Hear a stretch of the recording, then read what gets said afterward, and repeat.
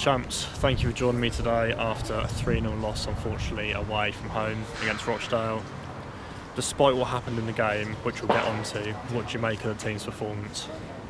I thought we were okay first half. It probably took us 15-20 minutes to kind of get the shape right and try and stop the ball going inside us. We're trying to get them to play around the outside and just try and screen and shield inside to do that. And I thought it took us sort of 15 minutes to get going. And when we started to pick a little bit of ball up, we had a nice little bit of possession for sort of 4 or 5 minutes where we looked quite dangerous. They were obviously a very good passing team, we knew that, but we felt we limited them to sort of passing in front of us, which we were quite happy with.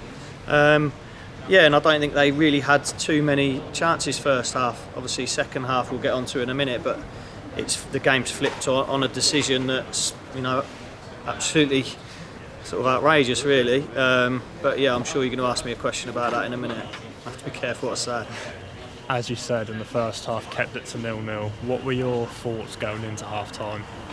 Just to make sure that we were happy with the shape, and the lads were, and we explained why it was working, and to try and, I suppose, when we had it, just to keep the ball a little bit better, which we didn't do very well tonight really, and when we did keep it, to try and sort of have deep runners or wide runners in behind, because they play with quite a high line, and that was the message at half time. And again, for 15 minutes, 65 minutes, they didn't really hurt us. So yeah, that was the message really at half time.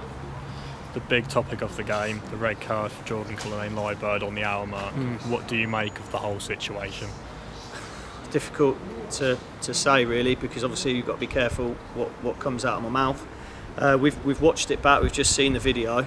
To say we're disappointed is an absolute understatement. I think that tells you everything, really. Hence why Gaffer's still got steam coming out of his ears. So that's why I'm here doing the interview, I think. But we've watched it back, and all I can say is I think that we're going to have to appeal that, because it was. When a game is flipped on a decision like that and spoiled, we've come a long way on a Tuesday night. The lads have put a great shift in for 65 minutes defensively, great shape, and then one decision has changed the game, and it spoiled it. If you've come here and we nick a point, it's a great point away from home on a Tuesday, and that we haven't been able to do that because a decision's been made that's completely out of our control, that's wrong. And that's the crux of it really, without going into too much detail about the performance of those that were officiated tonight.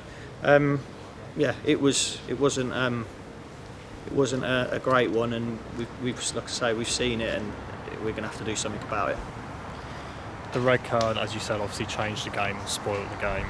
3 goals for Rochdale after the sending off. How did that affect just the team since? Well, we just spoke about it, Ned. Like the goals we give away were poor still. We could have defended better. Although the shape was good, and we limited them a little bit. The first goal's a set piece, a runner at the back stick that we've not picked up. The ones on the edge of the box, it's a shot, and it's not a great finish. And they weren't great goals. So that was the real disappointment that we just said in there. Although whether you've got 10 or 11 players, it doesn't really matter if you don't defend your box properly. And I don't feel like we did that very well. We've got to make sure that we take a little bit more pride in our 18-yard box and defend those sort of chances. A couple of positives from the game after that, with Finn made a return to the squad as well as Sundiri, and they also got some minutes. How are they both feeling, and are they both coming back to full fitness? Yeah, so they've both trained for the last couple of weeks. Al and Beth have done a real good job with those.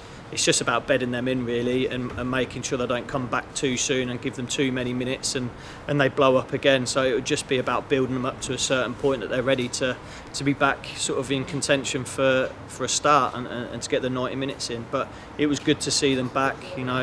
Beck's come in as well on the left hand side, and caused quite a few problems first half, which was another positive, I think. So yeah, there was some positives, as in players coming back and players coming in and doing quite well. So A lot of emotion after today's game for the reason we've spoken about. But moving on to Sutton United on Saturday, do you have any initial thoughts on the game? Not right now. We're still sort of licking our wounds a little bit with what's just happened. But we will, we've got reports on them. We always have, the teams watched, and I know their gaffer well. So it's another tough game, another away game, another tough one, where we've got to go and put another shift in and make sure, defensively we're good, and be a little bit better with the ball, and we'll work on that on Thursday, ready for Saturday.